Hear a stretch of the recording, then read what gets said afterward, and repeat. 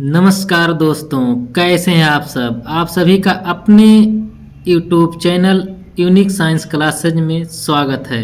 जैसा कि आप लोगों को पिछले वीडियो में कक्षा 12 का जीव विज्ञान सेट नंबर 5 तक सॉल्व हो गया था। आज आप लोगों के लिए लाए हैं सेट 6 2023 का 348 CL। तो आप लोग वीडियो के अंत तक बने रहिएगा ताकि आप लोगों को कम समय में ज़्यादा कंटेंट मिले, और वीडियो को अच्छा लगे तो लाइक और सब्सक्राइब जरूर करिएगा, जिससे हमारी ऊर्जा बनी रहे। तो बिना देरी किए हुए आइए हम क्वेश्चन को सॉल्व करते हैं। तो आप देख रहे हैं कि सेट 6 348 CL का पहला क्वेश्चन है, निम्नलिखित में से कौन सी वायु प्रागण की विशेषता नहीं है। यहाँ पर नहीं पर ध्यान देना है।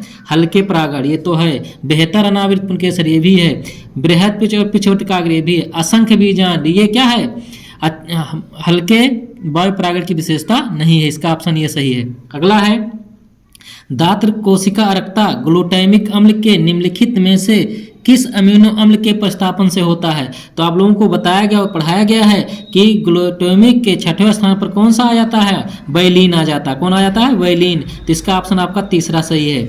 अगला है, प्रत्येक प्रतिरक्षी अणु में कितने पेप्टाइड बंध होते हैं। तो आप सभी जानते हैं, नॉर्मल क्वेश्चन है कि प्रत्येक प्रतिरक्षी अणु में 4 न्यूक्लियोटाइड्स होते हैं। अगला क्वेश्चन है, बायोरिएक्टर में वृद्धि के लिए कायम रखने वाली अनुकूलतम परिस्थितियों में निम्नलिखित में से कौन सा नहीं है। तो आप जानते हैं कौन सा नहीं है, तापमान, विटामिन और ये सब हैं। ऊपर तो इनमें से कोई नहीं, इसमें से कोई नहीं है। ना तापमान है, ना विटामिन है, ना लवण है, इसलिए इसमें से कोई नहीं है।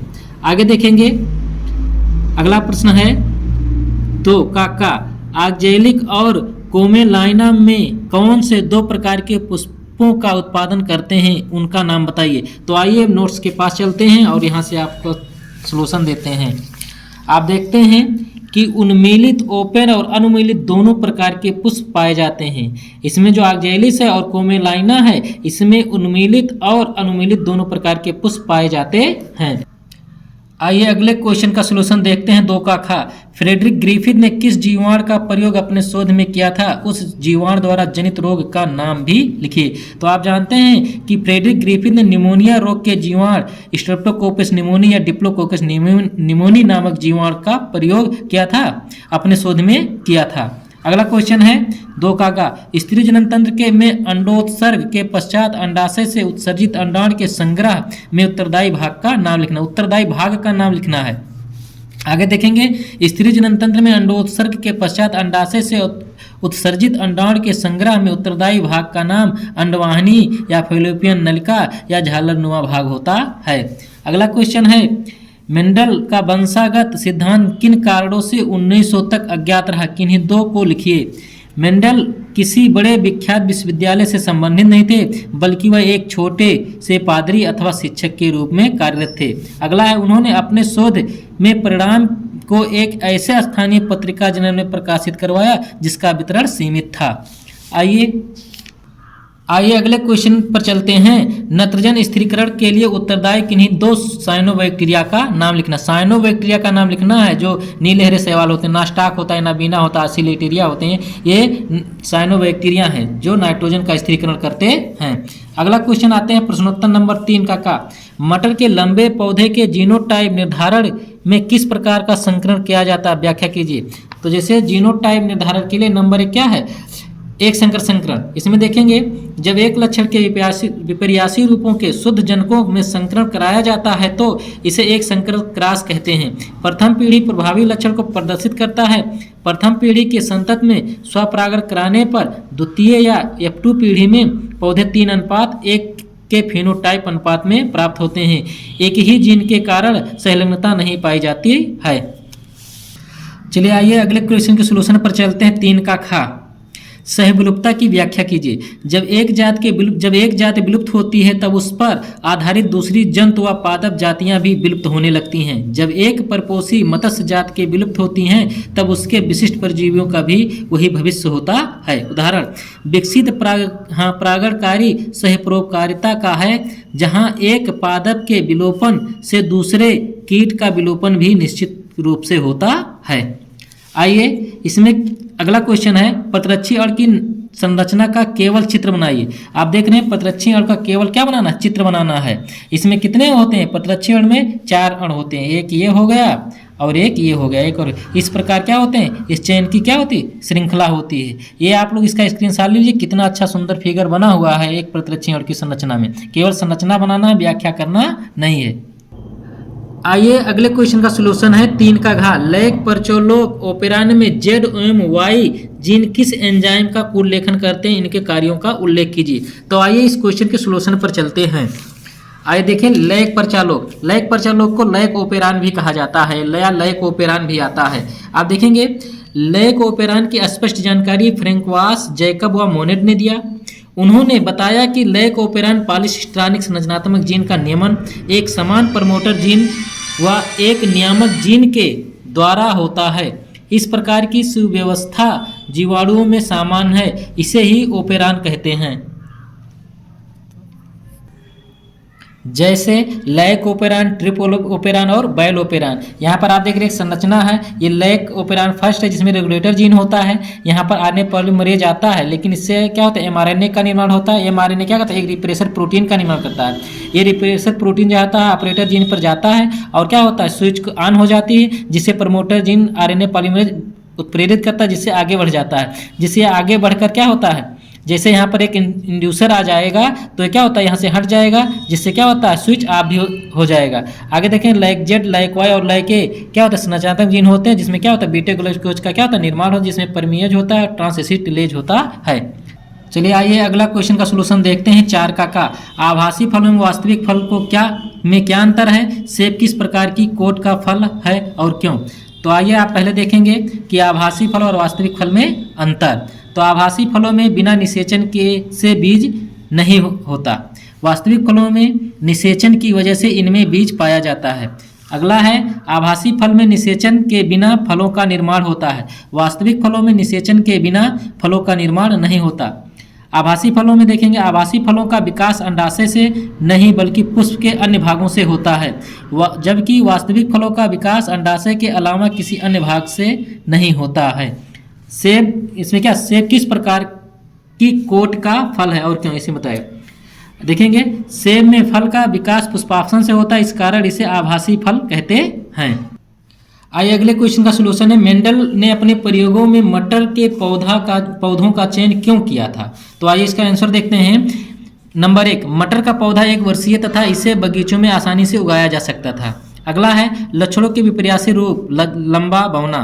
मटर के पुष्प उभयलिंगी, नर व मादा, क्योंकि एक ही पुष्प में नर व मादा पाए जाते थे। इनमें क्या था, स्वपरागण पर परागण होता है। अगला है, मटर के पौधे एक पीढ़ी में अनेक बीज उत्पन्न करते थे। अगला क्वेश्चन है, बिलोडी-थॉज रिएक्टर की व्याख्या कीजिए। इसका मैं प्लेलिस्ट में इसका लिंक दे रहे हैं, इसको आप देख लीजिएगा, क्योंकि इसको मैं पहले से ही सॉल्व करवा चुके हैं। तो आप वीडियो में बने रहिएगा और उसको जाकर देख लीजिएगा। चलिए अगला क्वेश्चन है, संभार तंत्र वृद्धि की व्याख्या समीकरण सहित कीजिए। आंसर देखेंगे, प्रकृति में किसी भी प्रजाति के पास जब असीमित संसाधन नहीं होते तब उन्हें चर घातांकी वृद्धि नहीं होती है। इस कारण सीमित संसाधनों के लिए जीवों के में प्रतिस्पर्धा होती है। अतः ऐसे समष्टि में प्रारंभ में ही धीमी गति से शीघ्र ही तीव्र गति से व अंत में प्रतिस्पर्धा या सीमित संसाधनों के कारण स्थिर वृद्धि देखने को मिलती है। इस कारण ऐसी समष्टि को में यश आकार का वक्र प्राप्त होता है। ऐसी वृद्धि को संभार तंत्र समष्टि वृद्धि कहते हैं। सिग्मॉयड वक्र को बेहरलस्ट पर्ल वक्र कहा जाता है। इसे निम्न समीकरण द्वारा व्यक्त किया गया है, dn/dt बराबर rn k-n/k, जहाँ n समय है, t पर समष्टि का घनत्व है, r प्राकृतिक वृद्धि है या ट्रांसजेनिक दर है, k क्या पोषण क्षमता है। ये आपको दिखाया गया है, ये समय है, समष्टि दर है, जिस हिसाब से वृद्धि हो रही है उस हिसाब से वृद्धि का वक्र है। आइए क्वेश्चन नंबर 5 का देखते हैं, अन्न जनन के विवरणात्मक चार्ट का आरेखीय निरूपण कीजिए। तो आइए इसके चार्ट के पास चलते हैं। आप देख रहे हैं ये पूरा चार्ट आपको दिखाई पड़ रहा है वीडियो में, आप इसका स्क्रीनशॉट ले सकते हैं। ये क्या एक अंड जनन का क्या चार्ट है, जिसमें क्या होते हैं मल्टीपल फेज होते हैं, मियोसिस होता है, अलग होते हैं, और फिर क्या होता है इस तरीके से पूरा एक चार्ट का निर्माण होता है जिसे अंड जनन चार्ट होता है, जिससे क्या होता है अंडाणु का निर्माण होता है। चलिए आइए अगले क्वेश्चन का सलूशन देखते हैं। किन्हीं 3 संवाहक रहित विधियों का उल्लेख कीजिए जिनका पुनर्योगज डीएनए को सक्षम परपोषी कोशिका में प्रवेश कराने के लिए उपयोग किया जाता है। नंबर 1 सूक्ष्म अंतःक्षेपण माइक्रो इंजेक्शन। आप जानते हैं माइक्रो इंजेक्शन के माध्यम से क्या किया जाता है, इसमें पोषक कोशिका में स्थानांतरित किया जाता है। आप देखिए माइक्रो इंजेक्शन मैनिपुलेटर की सहायता से कोशिकाओं के केंद्रक में निषेचित अंडे के प्राग केंद्रक तथा एक या द्विकोशिकीय भ्रूण में फॉरेन डीएनए को पहुंचाने की तकनीक को माइक्रो इंजेक्शन कहते हैं। आप देख रहे हैं माइक्रो इंजेक्शन की सहायता से ये एक इधर से है और एक इधर से भी होता है। एक क्या होता है होल्डिंग पिपेट होता है जो इस को एक स्थान पर रोके रखने का कार्य करता है, और माइक्रो इंजेक्शन नीडल के माध्यम से इसमें फॉरेन डीएनए को रखकर और एक कोशिका में क्या किया जाता है प्रवेश कराया जाता है, जिससे ये अगर ये होल्डिंग पिपेट का मुख्य कार्य होता है कि इसको अपने स्थान पर स्थिर रखना। ये केंद्रक होता है, साइटोप्लाज्म होता है, ये होल्डिंग पिपेट होता है, ये होस्ट सेल होता है। चलिए दूसरा है इसमें बायोलिस्टिक या पार्टिकल बम्बार्डमेंट गन। टंगस्टन या स्वर्ण से भारी माइक्रो पार्टिकल को डीएनए में लेपित करके फॉरेन डीएनए को अत्यधिक गति पर आकर्षण द्वारा पादप कोशिकाओं में प्रविष्ट करा सकते हैं। यह क्या है गैस सिलेंडर है, इसमें पार्टिक डिस्क विथ डीएनए कोटेड है, ये कोटेड गोल्ड पार्टिकल से कोटेड है। इसमें क्या है जब प्रवेश कराया जाता है तो ये क्या होता है इसको बेधते हुए इसके पादप कोशिका में देखिए टारगेट सेल टिश्यू इस होस्ट पोषक कोशिका में स्थानांतरित हो जाता है, जिससे एक पोषक कोशिका में ये क्या होता है प्रवेश करा दिया जाता है या प्रवेश हो जाता है। अगला है इलेक्ट्रोपोरेशन। उच्चतम वोल्ट वाले क्षणित विद्युत आवेश द्वारा कोशिका में रिकॉम्बिनेंट डीएनए को पुनः स्थापित करने को इलेक्ट्रोपोरेशन कहते हैं। प्रोटोप्लास्ट या नग्न कोशिकाओं को पुनर्जीवने वाले आयनीय विलयन में निलंबित करके जिससे इनका इलेक्ट्रोपोरेशन हो जाता है। जैसे ये क्या है प्लाज्मा मेम्ब्रेन है, इसके पास क्या रिकॉम्बिनेंट डीएनए है, जब इसको उच्च वोल्ट पर गर्म किया जाता है तो प्लाज्मिक डीएनए क्या होता है इनके चारों तरफ क्या होता है छोटे छोटे छिद्र हो जाते हैं, और इसमें क्या होता है पॉजिटिव चार्ज होता है और जो डीएनए होता है उस पर क्या होता है निगेटिव चार्ज होता है, और पॉजिटिव चार्ज और निगेटिव चार्ज क्या होते हैं अपनी तरफ क्या होते हैं आकर्षित होते हैं। जिस प्रकार ये क्या होता है रिकॉम्बिनेंट डीएनए जो होता है इस कोशिका में क्या हो जाता है स्थानांतरित हो जाता है।